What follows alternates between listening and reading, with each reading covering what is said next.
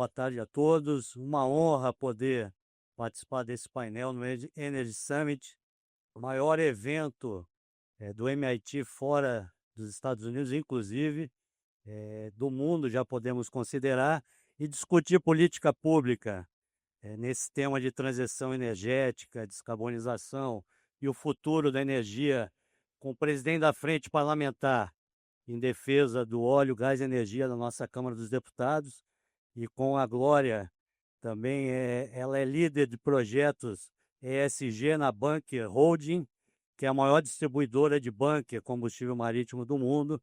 Então, e o John, que já está a caminho, vai ser um prazer e uma honra a gente poder debater e pensar um pouco do futuro, né, da nossa energia com menos carbono emitido.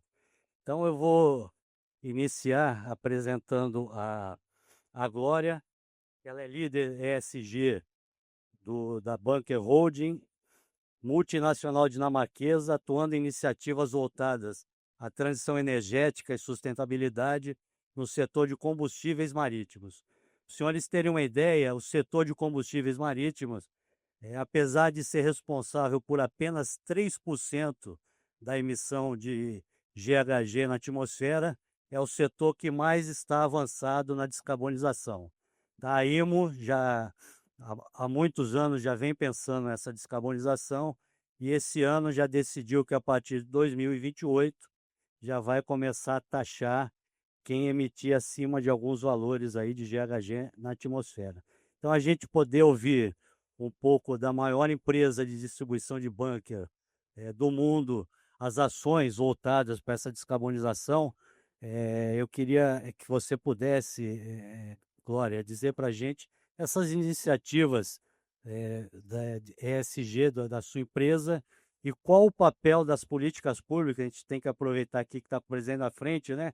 Então, uma visão de uma empresa privada que está nessa batalha da descarbonização, qual seria o papel das políticas públicas no desenvolvimento de um ecossistema de inovação e promoção de práticas mais sustentáveis. Tá?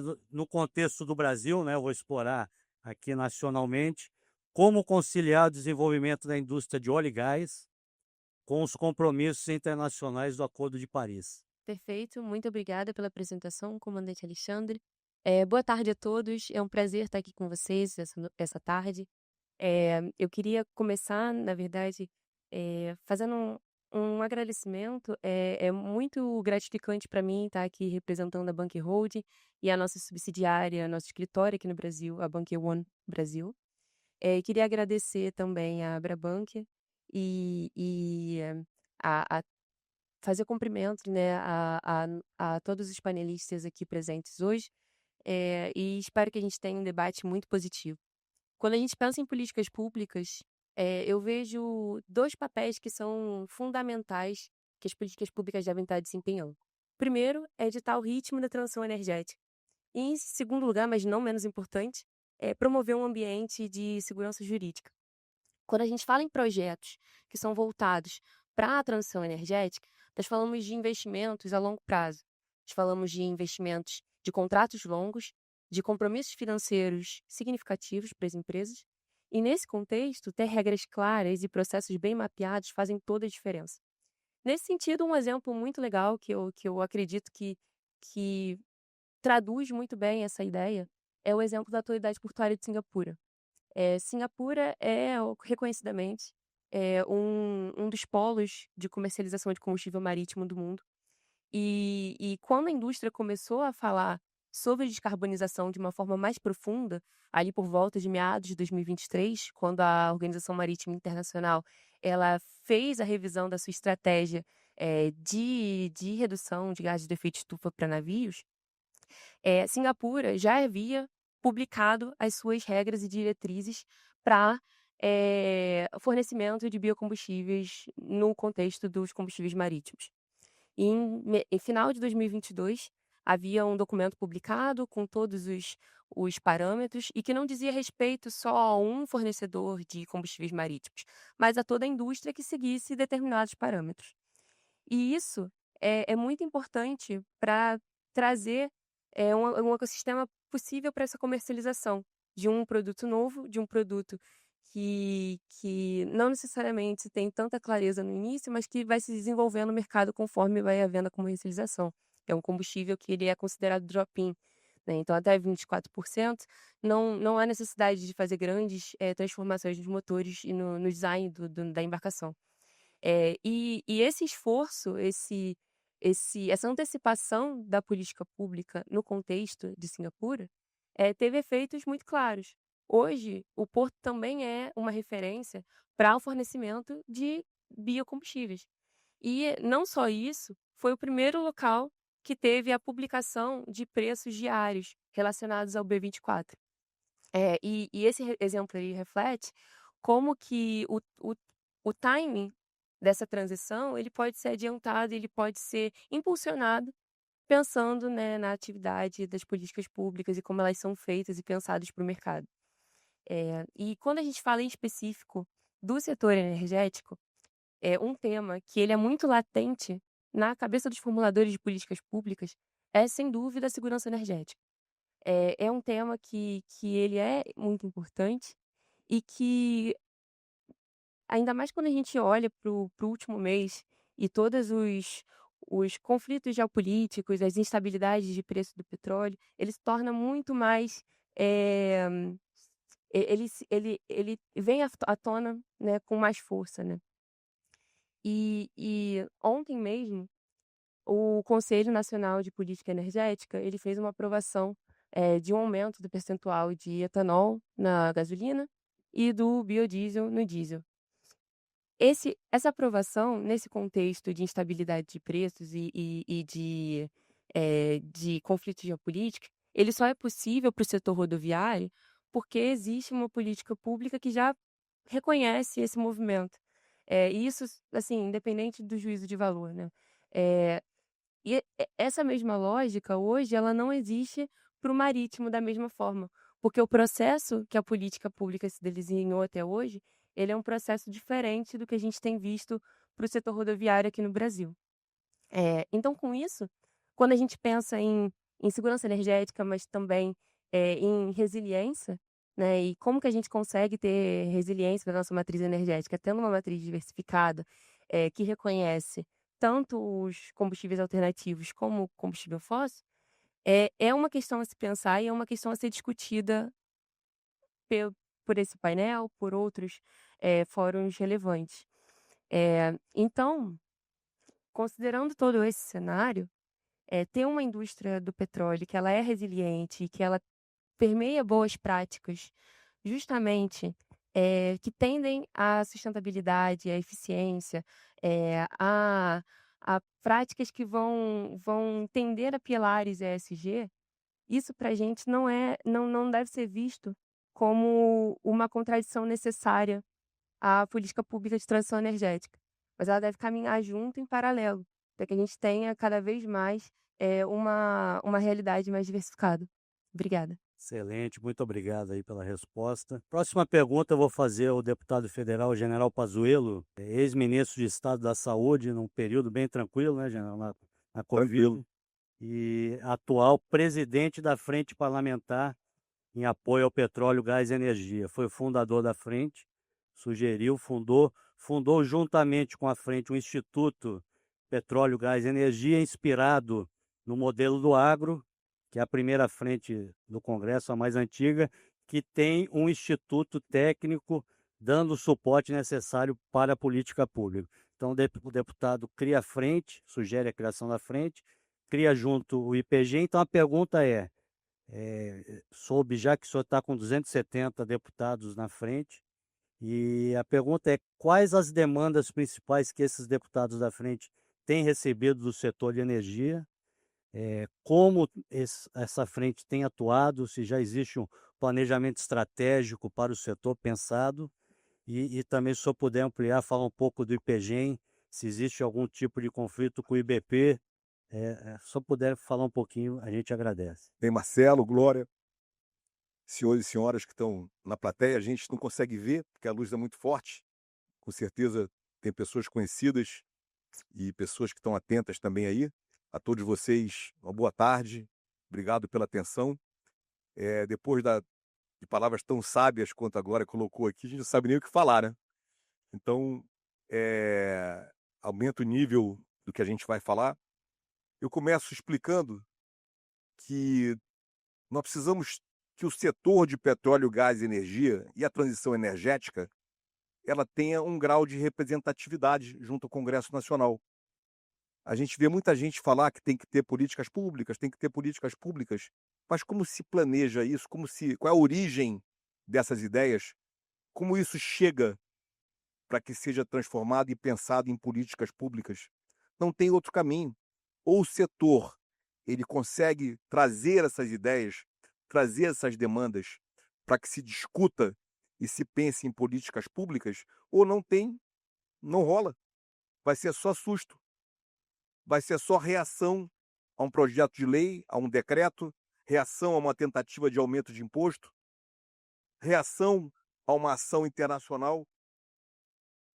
Então, é preciso compreender que a lógica de se organizar uma frente parlamentar em apoio a um setor tem a ver com a necessidade de que haja representatividade daquele setor junto ao Congresso Nacional.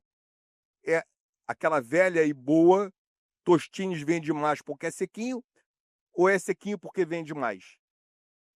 O que interessa é que Tostines é muito bom de comer, né? Ele é sequinho e vende muito. Esse jogo tem que rodar, tem que existir. O setor tem que se aproximar, e a forma de se aproximar é o Instituto, obviamente, que faz esse link, recebe as demandas, trabalha as demandas de uma forma convergente das diversas áreas do setor, porque tem muita convergência entre o petróleo, o gás e todos os tipos de produção de energia. Muita convergência.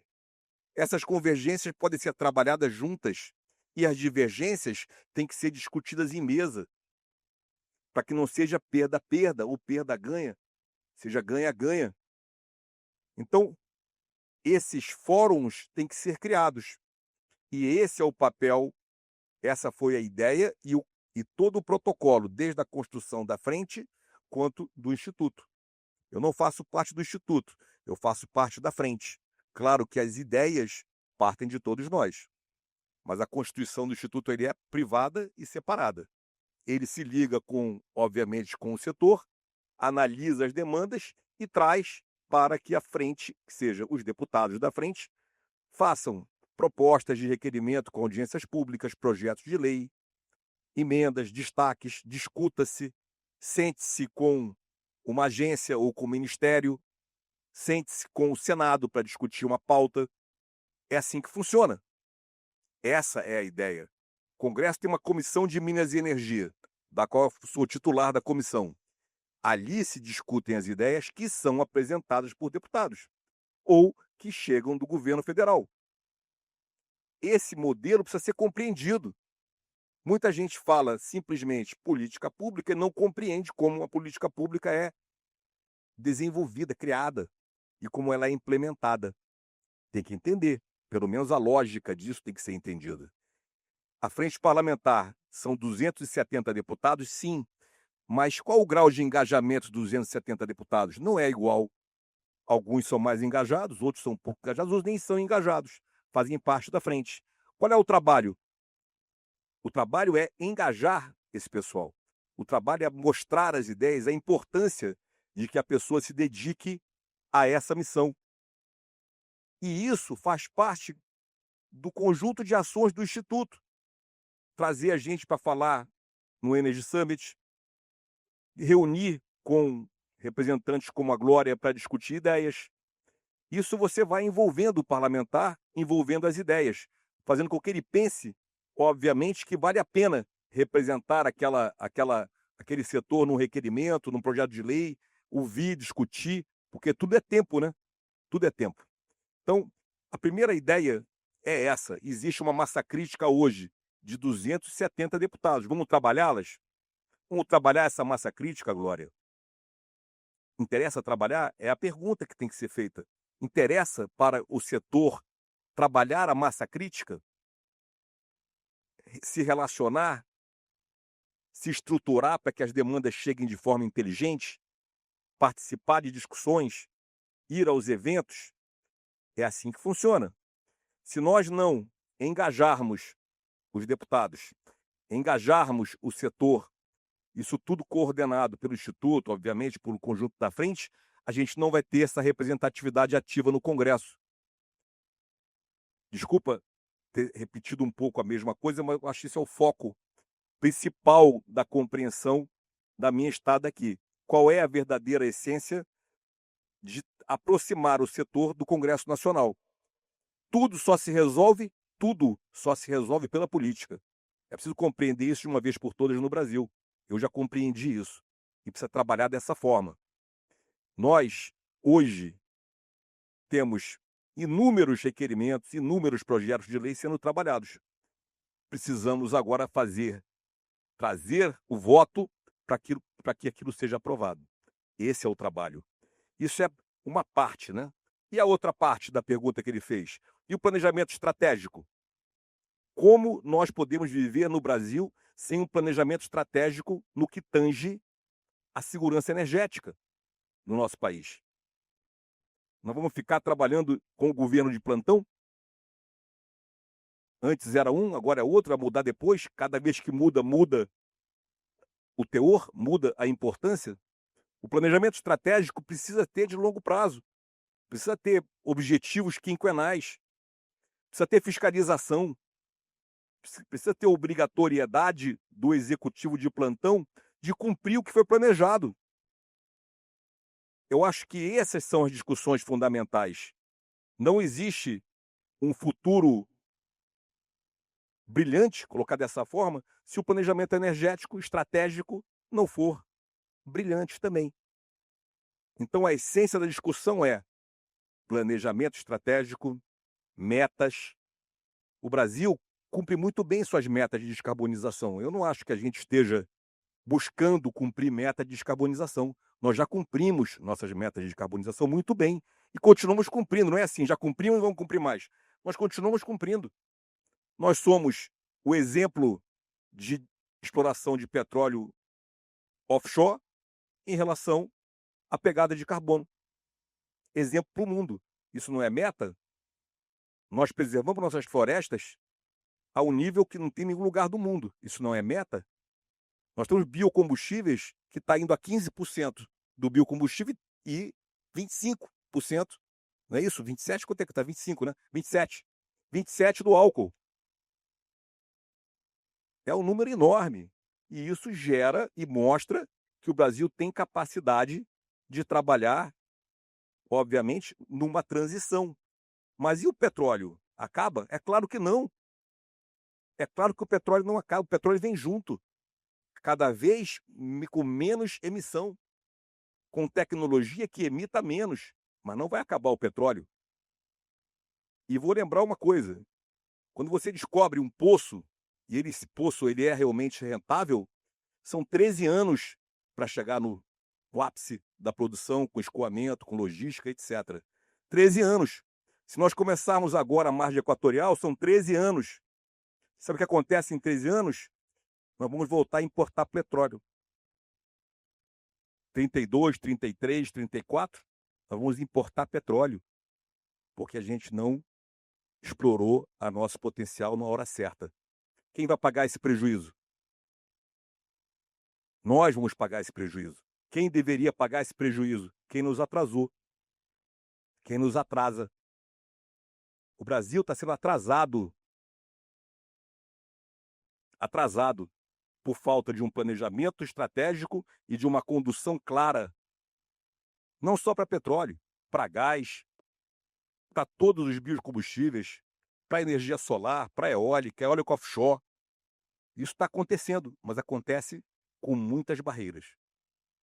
Eu sei que você vai perguntar à frente novas perguntas e eu vou parar por aqui para esperá-las, mas eu espero que vocês tenham compreendido a importância da relação do setor com o Congresso Nacional da maneira correta, republicana, e sem nenhum tipo de interesse particular no jogo. A importância de nós compreendermos o planejamento estratégico energético.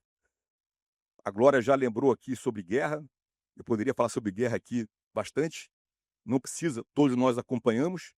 O risco de nós termos rompimentos reais na cadeia produtiva, porque nós importamos refinados, exportamos petróleo e os refinados vêm da onde? Passam por onde? Né? Não precisa nem falar, né? Imagina se a guerra prossegue e a gente não recebe mais refinados para o Brasil andar. Então, tudo isso são riscos, é a situação atual que estamos vivendo, e sim, carece de um planejamento estratégico, análise de riscos, é assim que funciona. Obrigado pela tua pergunta, estou à disposição. Excelente, obrigado, General Pazuello. Glória, vou voltar à transição energética no setor marítimo, que é a sua área, né? O transporte marítimo no Brasil é responsável por 95% das cargas de importações e exportações. Como eu falei, a IMO já é decisão que a partir de 2028 será criado um fundo gerenciado pela IMO, que quem emitir mais que 19, aquele número, né, por energia, 19 toneladas por unidade de energia, vai ter que pagar $100 e num patamar acima mais $380. O Brasil fica longe do mercado consumidor nosso, China, por exemplo, que é o maior parceiro comercial. Ou seja, o navio nosso sair daqui e chegar na China, vai emitir muito, né? Se a gente pensar que o bunker hoje é responsável por 92% do combustível utilizado no transporte marítimo ainda hoje. Então, a pergunta é essa. Você, como uma empresa fornecedora de bunker, tem esse desafio gigantesco de daqui a 3 anos não ser mais taxada. Quem vai pagar a conta é a empresa de navegação, não é a sua empresa. Mas eles vão procurar navios que utilizem combustíveis que emitam menos para pagar menos taxa. Então a pergunta é como utilizar o conceito do triplo hélice. Estamos aqui com o governo, o executivo aqui, estamos aqui com o legislativo e uma empresa, como se juntar com a academia também, o triplo hélice, para a gente fazer uma política pública que acelere essa transição para a gente não ter prejuízo, visto que os nossos mercados consumidores estão muito longe. Perfeito. Tratando-se de transição energética para o setor marítimo, não há uma via, um caminho único. A gente pode falar de eficiência operacional, a gente pode falar de digitalização, a gente pode falar de novos combustíveis. Quando a gente fala de novos combustíveis, se ramifica ainda mais. A gente tem combustíveis a longo prazo, curto prazo, médio prazo. E, nesse sentido, eu faço coro às palavras do general quando ele menciona a importância de se trazer pautas para contribuir para o sistema de políticas públicas. É um sistema muito complexo que necessita de opiniões diversas. Nesse sentido, tanto a opinião do setor privado como das universidades é de extrema importância. E aí, puxando, né, a sardinha um pouco para a área de combustível marítimo, eu tenho 2 exemplos que são recentes, né, da nossa indústria, em que exatamente esse movimento aconteceu, né, de se aproximar dos tomadores de decisão como associação para colaborar para uma política pública eficiente. Um primeiro exemplo a gente pode tratar a Bunker One Brasil, ela é parte da Abrabanker, que é a Associação Brasileira de Bunker, que em 2023 contribuiu com a Marinha para fazer a Norman 204, que é um documento que ele estabelece a figura do operador de bunker, que antes não era existente da forma que é hoje, né? E isso abriu caminho para outras operações e a retomada de operações que antes não eram praticadas aqui no Brasil. Um exemplo é a operação fora da área portuária, né? A gente chama de Out of Port Limits, que seria a operação OPL, que ela é um pouquinho mais afastada, ela tem uma estrutura mais robusta de utilizar navios tanques que necessitam de maior segurança, que tem capacidade, né, de enfrentar esses mares nessas regiões. E essas operações, elas têm um aspecto econômico muito interessante e um aspecto de desenvolvimento nacional muito interessante, porque elas atraem navios que não necessariamente chamam portos brasileiros. Navios que estão de passagem pela costa, navios que vão, talvez chamar outro porto para receber bunker, passam a ver como opção áreas portuárias brasileiras, né. Então foi a partir dessa contribuição da Associação Brasileira de Bunker, dos stakeholders envolvidos dentro desse contexto e do diálogo, né, com instituições, públicas brasileiras, que foi possível ter esse grande, marco, né, em termos de políticas públicas para combustíveis marítimos. Um outro exemplo agora, saindo um pouco da parte técnica e indo um pouco para a parte socioambiental, eu tenho um outro exemplo, que é um exemplo da Bank One Brasil também, mas não como parte da associação, mas como empresa em si, que foi o estudo que a gente conduziu para, verificação de viabilidade do uso do biodiesel em embarcação existente. A gente fez isso em parceria com a Universidade Federal do Rio Grande do Norte. Foi um estudo que durou 2 anos, que teve várias etapas: etapa de revisão de literatura e bibliografia, etapa de teste de laboratório com diferentes porcentagens de biodiesel, indo desde a menor porcentagem possível até a maior e acompanhando as propriedades físicas e químicas desses produtos, até o último estágio, que foi um teste com um rebocador, da frota da Bank One Brasil, em que não foi só acompanhado as emissões, o que é muito importante. Mas, além disso, e não só, e vou fazer um parênteses também, não foi só, carbono, né, a gente mediu material particulado, a gente mediu nitrogênio, eh, vários, né, componentes que a gente pode medir, mas em paralelo a gente também fez um teste de feasibilidade operacional.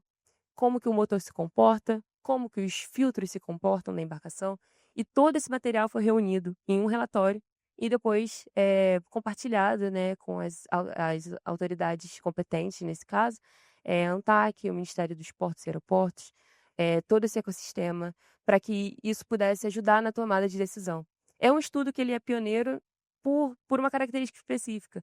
No Brasil, a gente ainda não tinha feito biodiesel com diesel marítimo, e ainda mais nesse nível de detalhe.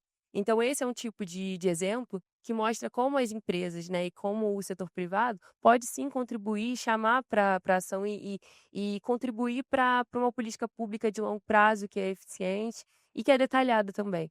A gente não pode esperar, que tudo seja decidido com base em outros países, né, em outras experiências. A gente tem que ter as nossas experiências e isso só se faz a partir dessa tríplice hélice, considerando as nossas universidades, considerando as nossas empresas e o nosso setor público. Obrigada.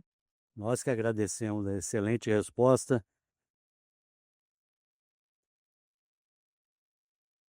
Queria dar as boas-vindas ao John Forman, uma honra ter o senhor aqui no nosso painel. Assim, se eu fosse ler seu currículo, acho que seria o tempo todo do painel, mas eu queria destacar: o senhor foi diretor da ANP, presidente da Indústria Nuclear do Brasil, diretor da Nuclebras, diretor e membro do Conselho do CNPq e diretor da Fiesp.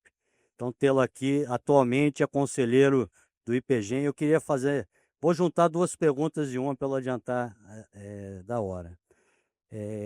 Qual o papel da energia nuclear, que é um setor que você tem atuado recentemente, muito forte, né, na transição energética global, considerando seus benefícios em termos de redução de emissões de carbono e os desafios relacionados à segurança e ao gerenciamento de resíduos nucleares? E a opinião do senhor sobre a retomada de Angra 3. Obrigado. É um prazer estar aqui. Peço desculpas pelo atraso. Eu estou um pouco afônico. Aí fui fazer os exercícios para melhorar a voz, me atrasei, não adiantou nada, que está ruim do mesmo jeito. Mas vamos lá. O renascimento da energia nuclear no mundo se deve à mudança de características do consumo de energia. Durante essas últimas décadas, quer nos Estados Unidos, quer na Europa, quer nos grandes países asiáticos, o consumo de energia estava praticamente estagnado, não havia uma maior demanda. Eis que, ao mesmo tempo, surgiram dois fatores autoconsumidores de energia. De um lado, os equipamentos para mineração dessas criptomoedas, que consomem uma quantidade de energia muito elevada, e de outro, os centros de processamento de dados para essa inteligência artificial mais desenvolvida, que são também tremendos consumidores de energia. Então, de repente, não mais que de repente, esses países estavam tranquilos a respeito da sua demanda energética, se viram frente a um problema sério, porque o volume é muito grande. E, por outro lado, você tem a preocupação com descarbonização, tem a preocupação com a geração de energia limpa, e o nuclear é uma geração de energia limpa, na medida que ele não emite gases de efeito estufa. E, diferentemente de outras formas de geração limpas, como a solar e a eólica, ambas muito interessantes, ambas muito importantes, o nuclear tem a capacidade de, num local muito restrito, gerar um grande volume de energia. Então, o que nós estamos vendo hoje, principalmente nos Estados Unidos, é um movimento dessas grandes empresas que estão desenvolvendo suas inteligências artificiais na construção de centros operacionais movidos à energia nuclear. Isso, então, foi uma mudança importante, e esse movimento se espalhou pelo mundo inteiro. Para que vocês possam ter uma ideia, hoje, neste momento, a China constrói ao mesmo tempo 20 novas usinas nucleares. 20. Não é uma nem duas, são 20 ao mesmo tempo. Quem tem a maior frota de usinas nucleares é os Estados Unidos, com 70, mas dentro de mais alguns anos a China vai superar os Estados Unidos em número de usinas nucleares. A França tem sua energia gerada predominantemente pelo nuclear, cerca de 70%, mas é um país pequeno, então a demanda também é pequena. A sua pergunta a respeito do resíduo e o que acontece com ele, isso é um assunto que é sempre levantado. Não, isso é um rejeito que tem uma radioatividade elevada, uma longa vida, que vai durar milhares de anos e, portanto, é perigoso. Existem duas formas de usar isso. A primeira delas é você usando esses resíduos justamente para misturar com o urânio e fazer um tipo de combustível chamado MOX, Mixed Oxides, e aí você consome isso e diminui o volume de resíduos. E a outra forma é realmente procurar estocá-los de uma forma segura. Existem vários processos para isso, né? E o que é importante entender é que o volume desses resíduos é muito pequeno. Se a gente pegar todo o resíduo de todos os reatores do mundo hoje e colocássemos em um único lugar, isso seria talvez do tamanho de um campo de futebol. Então, há muita especulação a esse respeito. Eu diria que não é algo com o qual a gente deva se preocupar. Nesse momento, no Brasil, nós não processamos o combustível queimado. Ele simplesmente é colocado em piscinas para esfriar e depois ele é empacotado em tipo containers especiais, e fica contido por muito tempo sem também criar problemas. E a parte final da pergunta, Angra 3, né? Angra 3 é um fenômeno mundial, eu diria. Angra 3 vai e vem há 40 anos. Não é? Equipamento, maior parte dele já comprado, estocado lá em Angra, mas ao longo dos governos, você tem tido governos favoráveis, governos contrários, favoráveis, contrários, e quando é favorável vai um dinheirinho, quando não é favorável não bota o dinheirinho, etc.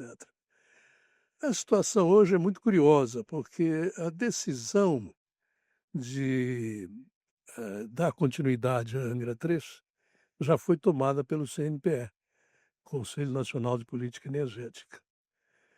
O que ficou para ser aprovado seria a tarifa. Isso é que precisa ser votado no CNPE e ainda não foi. E apesar de ser a tarifa, fica aí, já entrou na reunião, saiu da reunião. Aparentemente vai haver uma reunião especial para tratar desse tema, e aí eu espero que a gente tenha a continuidade de Angra 3 e a sua conclusão tempestivamente. Muito obrigado, John. General Pazuello, eu queria que o senhor comentasse como a redução do orçamento das agências reguladoras, em especial em setores estratégicos como de energia, pode impactar na qualidade dos serviços prestados ao consumidor e na transição energética. Notícia de hoje, inclusive. Pois é.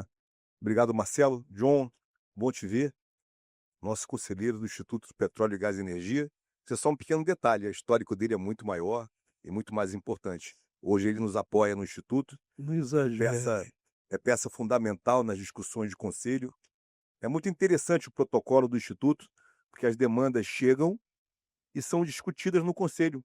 Uma reunião de conselho informal, onde os especialistas se posicionam sobre as ideias e aí define-se que medida parlamentar a gente tem que tomar para atender aquela demanda. Isso é um protocolo criado, desenvolvido por eles. Então, o John e a equipe se reúnem semanalmente para discutir as demandas e nos entregam nos nossos gabinetes, obviamente, já uma proposta, se é um requerimento de informações, se é uma audiência pública, se é um projeto de lei, se são reuniões que precisam ser feitas com agências reguladoras, ou com o ministério, ou entre empresas. É interessante o modelo que foi criado. E o John é muito ativo. Por isso que eu estou colocando esse detalhe aqui, mais um ponto no histórico de vida dele. Bem, pessoal, nosso país hoje, ele vive uma realidade econômica distinta, né? Muito distinta, e eu não vou entrar em responsabilizações aqui. Eu acredito que tem responsabilizações do atual governo, tem responsabilizações dos governos anteriores. A gente está apertado de grana. Numa linguagem barata aqui, simples. Nós estamos devendo muito. As nossas arrecadações não acontecem. Apesar dos impostos serem aumentados, as arrecadações não aumentam. As despesas continuam crescentes. E a lei obriga ao contingenciamento, para que haja o equilíbrio fiscal no final do ano. Calcula-se se o déficit primário, se haverá déficit primário, na projeção até 31 de dezembro. Se isso estiver em déficit, esse cálculo de déficit, obrigatoriamente o governo tem que contingenciar. Só estou explicando o porquê do contingenciamento. E o governo vem contingenciando de diversas formas. E ontem ele emitiu um decreto 2477 que contingencia em mais de 45%, entre 40% e 45% da verba de agências como a ANP, a ANM, que é a mineração, a ANEEL e o próprio MCTI.